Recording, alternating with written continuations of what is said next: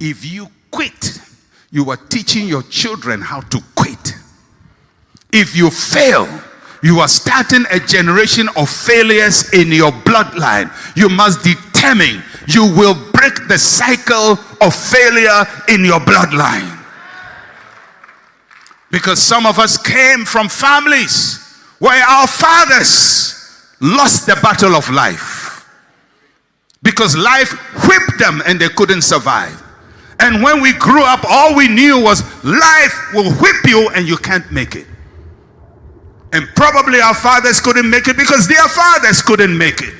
And their fathers couldn't make it because there was no Abraham in their bloodline. Now it is up to you. You have come to break that cycle and to be able to say, in my day, we don't give up. In my day, we don't quit. In my day, we don't cry and roll on the bed. In my day, we fight. In my day, we win. In my day, we build. In my day, we overcome. So your children will be plugged into you and start a new generation of fruitful people.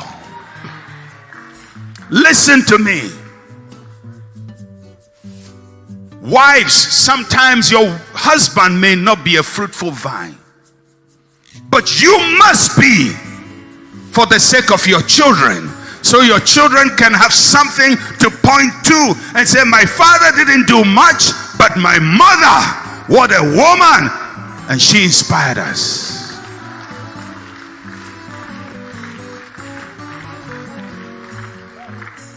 And sometimes your wife may not do much, but the man must determine, I will do everything to pass on a fruitful inheritance to my children.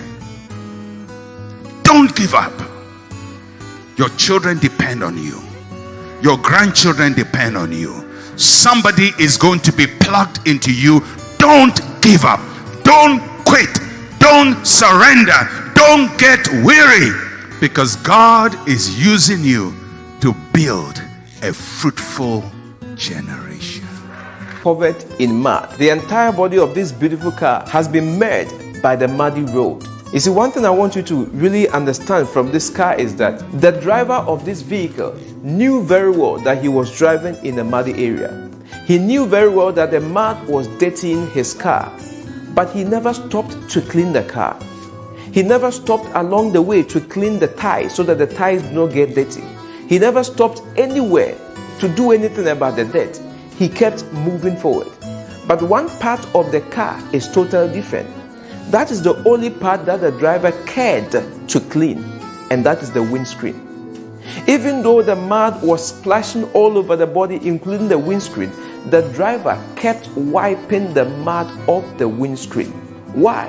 Because in order for the driver to reach his destination, he needs to make sure that he has a clean vision.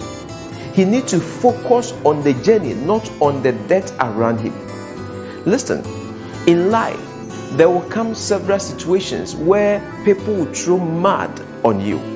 You find yourself in certain situations where it will feel and seem as if life is throwing mud at you. You will be dirty.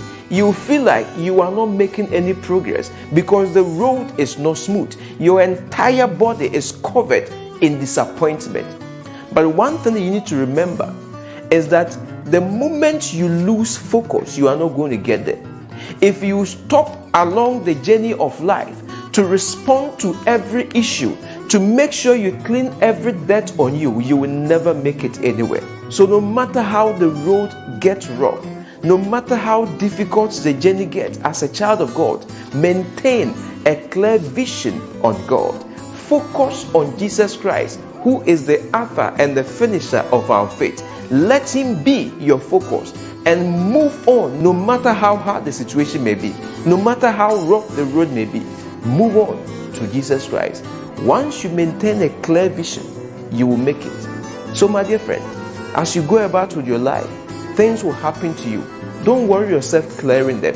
Just wipe your face and move forward. When finances become tough, don't let that drag you back. Wipe your face, Keep working hard. When you lose one job, don't stand there crying, trying to make things all right. Wipe your face, focus on God, and move forward. Another door will open somewhere. No matter what you lose, no matter what happens to you, no matter the debt people throw on you, don't waste your life trying to correct them. Just wipe your face and move forward, and God will surely lead you to your destination. God bless you.